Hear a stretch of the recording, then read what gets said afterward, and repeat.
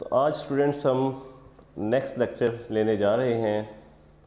वैसे next lecture के अंदर जो स्मार्ट सिलेबस है वहाँ पे ब्रीदिंग या mechanics of voluntary and involuntary breathing in man तो नहीं दिया हुआ, लेकिन हम पहले ब्रीदिंग की डेफिनेशन पढ़ेंगे, फिर उसके बाद हम आज के स्मार्ट सिलेबस के टॉपिक पढ़ेंगे जो कि कौन से हैं, इंस्पायरेशन और एक्सपायरेशन, यानी कि सांस लेने का अमल और सांस बाहर निकालने का अमल। पहले हम देख लेते हैं कि ये ब्रीदिंग क्या होती है। अच्छा बेटा, क्या है कि ब्रीदिंग एक फिनोमिना है जिसके अंदर हम ऐसी हवा जिसके अंदर ऑक्सीजन ज़्यादा होती है उसे हम अपने जिस्म के अंदर लेके जाते हैं, और ऐसी हवा जिसके अंदर कार्बन डाइऑक्साइड ज़्यादा होती है उसे बाहर निकालते हैं। तो ये अमल क्या कहलाता है? ब्रीदिंग कहलाता है। अच्छा, अब बेटा हम देखते हैं कि जो ब्रीदिंग है ना, इसे कैसे कंट्रोल किया जाता है। अच्छा बेटा, हमने रेस्पिरेटरी सिस्टम बनाया था मैन का, ये थी नेज़ल कैविटी, ये ऑयल कैविटी, ठीक है। उसके बाद जो है ना यहाँ पे क्या था बेटा? लेरिंक्स था। फिर उसके बाद ये ट्रैकिया थी, ट्रैकिया के बाद बेटा क्या थी? दो नालियाँ थी जिन्हें बेटा हमने किस चीज़ का नाम दिया था? ब्रोंकाई का नाम दिया था। अच्छा, यहाँ पे बेटा क्या थे? लंग्स थे। ये हम लंग्स बना रहे हैं।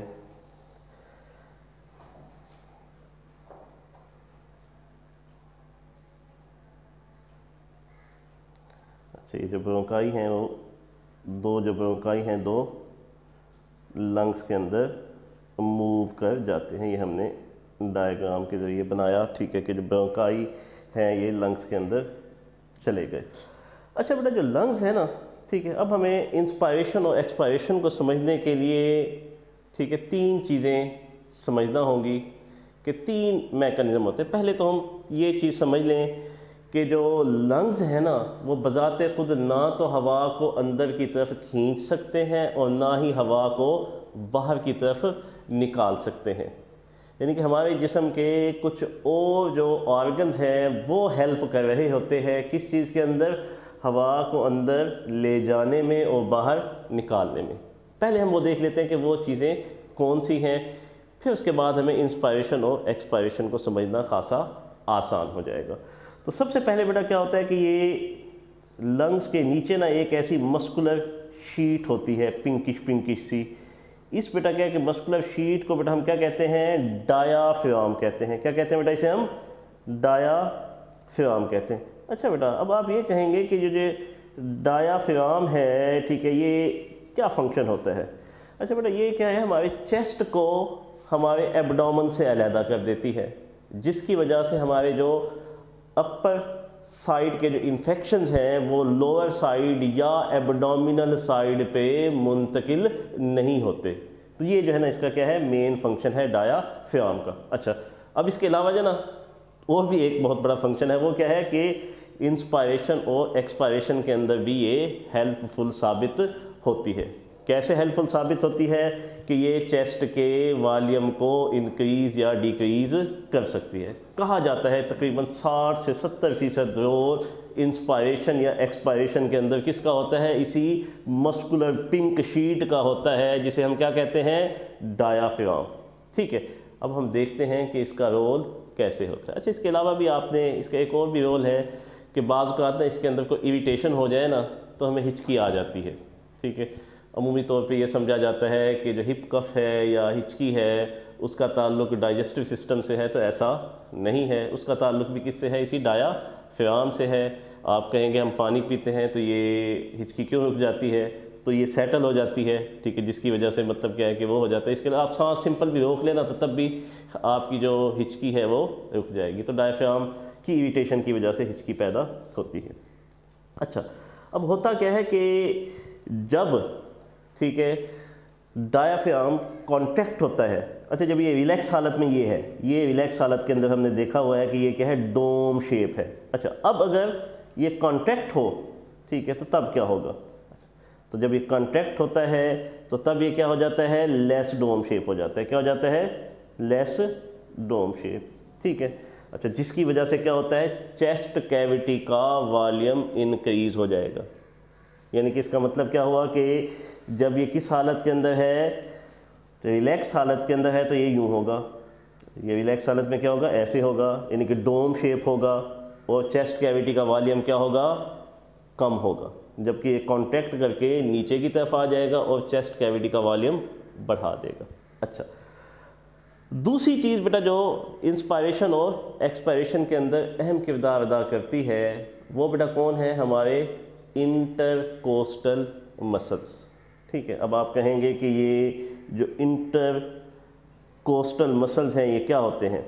अच्छा बेटा, इंटरकोस्टल मसल होते हैं हमारे रिब्स के दरमियान, हमारी पसलियों के दरमियान जो पाए जाने वाले जो मसल्स हैं उन्हें बेटा हम क्या कहते हैं, इंटरकोस्टल मसल।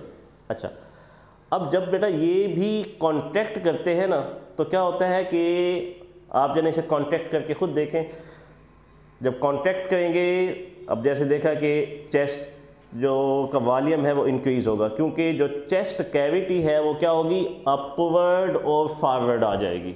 यानी कि मतलब क्या, ऊपर और बाहर की तरफ आ जाएगी। यानी कि जब कांटेक्ट होंगे, आपसे कांटेक्ट करके कुछ देर रखे, यानी कि इसका मतलब क्या है कि जब भी कोई चीज़ कांटेक्ट होगी तो यकीनी बात है कि उसके अंदर आपकी एनर्जी खर्च होगी। आप इसे कांटेक्ट करके रखें तो आपको यहाँ पे चेस्ट के ऊपर प्रेशर फील होगा, अगर काफ़ी देर आप ऐसे कांटेक्ट करके रखते हैं। जब आप रिलैक्स करेंगे तो आपको एक साई ऑफ रिलीफ मिलेगा। और जब आप से रिलैक्स करते हैं ना इंटरकोस्टल मसल को, तो जो आपकी जो चेस्ट कैविटी है वो कहाँ चली जाती है, डाउनवर्ड एंड इनवर्ड। ठीक है, क्या हुआ, पहले हमने किसके मुतालिक पढ़ा, डायफ्राम के मुतालिक। डायफ्राम रिलैक्स हालत में कैसा था, डोम शेप, ये देखिए ये डोम शेप था। ठीक है, और ये जब कांटेक्ट हुआ तो कहाँ पे आ गया, नीचे की तरफ आ गया। ठीक है, जिससे क्या हुआ, चेस्ट कैविटी का वॉल्यूम बढ़ गया। जब वो ठीक है कॉन्ट्रैक्ट होता है तो तब चेस्ट कैविटी का वॉल्यूम बढ़ता है, रिलैक्स होता है तो चेस्ट कैविटी का वॉल्यूम क्या होता है, कम, क्योंकि वो डोम शेप होता है। और इसी तरह बेटा इंटरकोस्टल मसल भी जब ठीक है मतलब क्या होते हैं, कॉन्ट्रैक्ट होते हैं तो ये क्या कहाँ पे चले जाते हैं, अपवर्ड एंड फॉरवर्ड। इस वजह से बेटा क्या होता है कि चेस्ट कैविटी का वॉल्यूम क्या हो जाता है, इंक्रीज हो जाता है। जब रिलैक्स होंगे तो ये डाउनवर्ड और इनवर्ड आ जाएंगे, जिसकी वजह से चेस्ट कैविटी का वॉल्यूम कम हो जाएगा। क्लियर बेटा। अच्छा, अब हम देखते हैं कि इंस्पायरेशन के दौरान क्या होता है और एक्सपायरेशन के दौरान क्या होता है। ठीक है, अच्छा अब बेटा सबसे पहले बेटा देखेंगे कि हम इंस्पायरेशन के दौरान क्या होता है। अच्छा बेटा, इंस्पायरेशन के दौरान ना सबसे पहले क्या होगा कि आपके जो इंटरकोस्टल मसल है ना वो कॉन्ट्रैक्ट करेंगे। ये देखें, कॉन्ट्रैक्ट किए तो जिसकी वजह से क्या हुआ कि जो आपकी चेस्ट कैविटी है वो कहाँ पे चली गई, अपवर्ड और फॉरवर्ड। ठीक है, तो कौन सी बेटा चीज़ कॉन्ट्रैक्ट की, इंटरकोस्टल मसल। तो कौन से थे इंटरकोस्टल मसल, आपकी जो रिब्स के दरमियान जो मसल हैं उन्हें हम क्या कहते हैं, इंटरकोस्टल। उन्होंने कॉन्ट्रैक्ट किया तो chest cavity upward and forward चली गई, यानी कि ये जो स्पेस है वो क्या हुई, बढ़ गई। अच्छा, अब उसके बाद कौन सी चीज़ कॉन्ट्रैक्ट करेगी, ये डायफ्राम। डायफ्राम जब कॉन्ट्रैक्ट करेगा तो ये क्या हो जाएगा, नीचे की तरफ चला जाएगा और क्या हो जाएगा, लेस डोम शेप हो जाएगा। इसकी वजह से भी किस चीज़ के अंदर इजाफा होगा, चेस्ट कैविटी के वॉल्यूम में इजाफा हो जाएगा। अब दोनों चीज़ों की वजह से इजाफा हो रहा है, किसकी वजह से, इंटरकोस्टल मसल की वजह से भी और डायफ्राम की वजह से भी। अच्छा, अब दोनों की वजह से क्या हुआ, आपके किस चीज़ के अंदर इजाफा हुआ, ठीक है, चेस्ट की स्पेस के अंदर इजाफा हुआ। अच्छा, अब जो चेस्ट की स्पेस है के अंदर जो इजाफा है उसकी वजह से चेस्ट कैविटी में वैक्यूम क्रिएट हो जाता है। क्या क्रिएट हो जाता है, वैक्यूम क्रिएट हो जाता है, किसके अंदर, चेस्ट कैविटी के अंदर। ठीक है, अच्छा अब जना जब चेस्ट कैविटी के अंदर वैक्यूम क्रिएट हो जाएगा तो ठीक है, उसकी वजह से मतलब जब दबाव इसके अंदर कम होगा तो लंग्स के अंदर भी एक वैक्यूम सा क्रिएट होगा। यानी कि जब अब जो है ना दोनों चीज़ें मतलब क्या कि स्पेस बढ़ा रही हैं। कौन सी चीज़ स्पेस बढ़ा रही है, ठीक है, डायफ्राम का नीचे हो जाना, कॉन्ट्रैक्ट हो जाना, और इंटरकोस्टल मसल का कॉन्ट्रैक्ट, दोनों ही स्पेस बढ़ा रही हैं, जिसकी वजह से चेस्ट कैविटी के अंदर जो प्रेशर है वो क्या हो गया, कम हो गया। अब जब प्रेशर कम हुआ तो उसकी वजह से क्या होगा, ठीक है, लंग्स के अंदर वैक्यूम क्रिएट हो जाएगा और इस वैक्यूम को फिल करने के लिए जो ऑक्सीजन है या हवा है वो बाहर से अंदर आएगी। ऑक्सीजन तो नहीं, हम एयर कहेंगे। एयर जो है ना कहाँ से आएगी, बाहर से अंदर की तरफ आ जाएगी। इस अमल को हम क्या कहते हैं, इंस्पायरेशन। यानी कि आपने देखा कि लंग्स ने बजाते खुद जो है, ठीक है, मतलब एयर को पुल इन या अंदर की तरफ नहीं खींचा। किसकी वजह से खींची चली आई, डायाफ्राम के कांटेक्ट होके नीचे चले जाने की वजह से, जिससे चेस्ट कैविटी का वॉल्यूम बढ़ा, और इसके अलावा इंटरकोस्टल मसल के कांटेक्ट होके अपवर्ड और फॉरवर्ड हो जाने की वजह से, जिन दोनों की वजह से क्या हुआ, चेस्ट कैविटी का वॉल्यूम बढ़ा और जो प्रेशर है वो क्या हुआ, कम हुआ, जिसकी वजह से लंग्स के अंदर क्या हुआ, एक वैक्यूम क्रिएट हुआ और हवा बाहर से अंदर की तरफ खींची चली आई। इस अमल को हमने किस चीज़ का नाम दिया, इंस्पायरेशन का। अब हम देखते हैं अगला स्टेप, वो क्या है, एक्सपायरेशन। अब वो एग्जैक्टली रिवर्स है इस चीज़ का। अब हम देखते हैं कि रिवर्स कैसे है। अब इसके अंदर क्या होगा कि नेक्स्ट स्टेप के अंदर क्या होगा कि जो डायफ्राम है अब ये रिलैक्स होगा, ठीक है। अब जब रिलैक्स होगा तो ये किस शेप पे चला जाएगा, डोम शेप, जिसकी वजह से चेस्ट कैविटी का वॉल्यूम क्या हो जाएगा, कम, ठीक है जी। मतलब क्या हुआ कि रिलैक्स होके डोम शेप हो गया, ऊपर की तरफ चला गया, चेस्ट कैविटी का वॉल्यूम, यानी कि ये भी यहाँ पे है डायफ्राम। अब जब ये ऊपर यूँ आएगा तो यकीनी बात है चेस्ट कैविटी के वॉल्यूम के अंदर कमी का सबब बनेगा।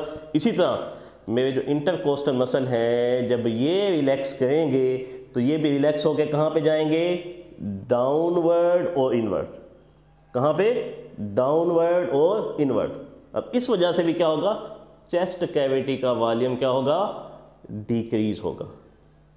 अब दोनों तरह से क्या हो रहा है, चेस्ट कैविटी का वॉल्यूम कम हो रहा है। किसकी वजह से, डायाफ्राम की रिलैक्सेशन की वजह से भी और इंटरकोस्टल मसल की रिलैक्सेशन, दोनों की वजह से क्या है, चेस्ट कैविटी का वॉल्यूम डिक्रीज हो रहा है और लंग्स के ऊपर प्रेशर इंक्रीज हो रहा है।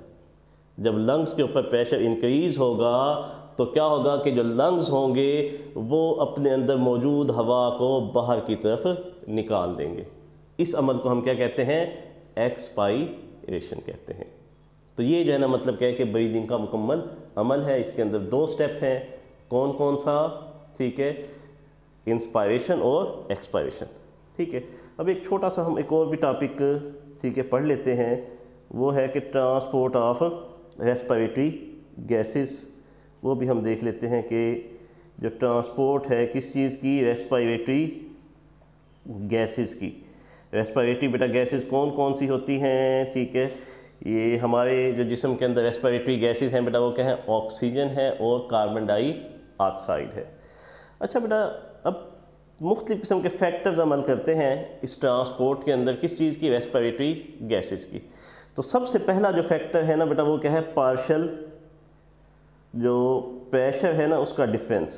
अच्छा, अब बेटा क्या होता है कि आप ये देख लें कि जो हवा का, ठीक है, जो प्रेशर होता है सी लेवल पे वो 760 मिलीमीटर मरकरी होता है, ठीक है। अब हवा के अंदर मुख्तलिफ किस्म की गैसें हैं, जैसे क्या है बेटा, नाइट्रोजन है, उसके अंदर जो है ना क्या है, ऑक्सीजन है, उसके अंदर कार्बन डाइऑक्साइड है और मुख्तलिफ किस्म की और भी गैसें मौजूद हैं।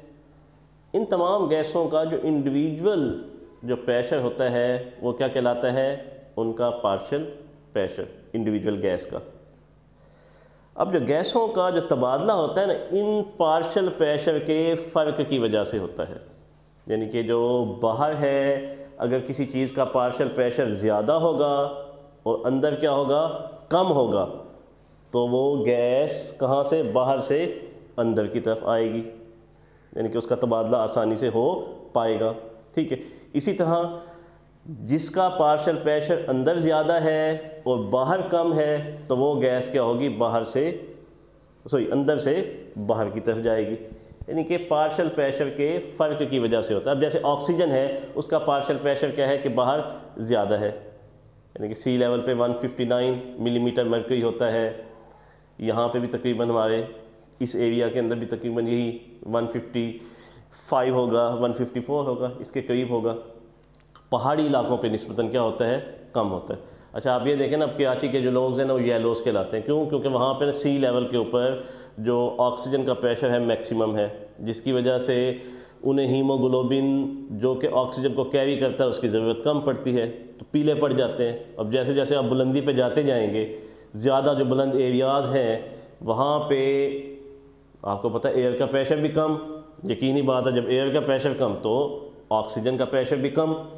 जब ऑक्सीजन का प्रेशर कम होगा तो आपको ज़्यादा हीमोग्लोबिन की ज़रूरत होगी, किस चीज़ के लिए? ऑक्सीजन को कैरी करने के लिए, जिसकी वजह से आप blood cell, red blood cell ज़्यादा बनाएंगे तो वो रेडिश रेडिश नज़र आते हैं। तो बहरहाल मतलब ये कि जो पार्शल प्रेशर का जो फ़र्क है उसकी वजह से क्या होता है, गैसों का तबादला होता है, कहाँ से? बाहर से अंदर और अंदर से बाहर। कार्बन डाइऑक्साइड का जो पार्शल प्रेशर है वो कहाँ पे ज़्यादा है? अंदर ज़्यादा है, इसलिए कार्बन डाइऑक्साइड अंदर से बाहर जाती है। पार्शल प्रेशर के अलावा बहरहाल एक रेस्पिरेटरी पिगमेंट भी इन्वॉल्व है, लेकिन प्रेशर जो पार्शल प्रेशर है उसका फ़र्क भी इंतहाई अहम है, किस चीज़ के लिए? गैसों के तबादले के लिए। ठीक है जी। अच्छा, जो दूसरी चीज़ है वो क्या है? ब्लड कैपिलरी नेटवर्क, ये दूसरा फैक्टर है। अच्छा, जो ब्लड कैपिलरी जो नेटवर्क है ना वो भी होता भी है और होना भी चाहिए। ठीक है, किसके गिर्द? आपके एल्वियोलाई के गिर्द ब्लड कैपिलरीज का नेटवर्क होगा तो तब ही आपके एल्वियोलाई ने जो ऑक्सीजन मतलब क्या है कि आगे किसी चीज़ को ट्रांसपोर्ट कर सकेंगे और कार्बन डाइऑक्साइड को बाहर निकाल सकेंगे। अगर ब्लड कैपिलरीज का नेटवर्क नहीं है तो तब जो है ना गैसों का तबादला नहीं हो पाएगा।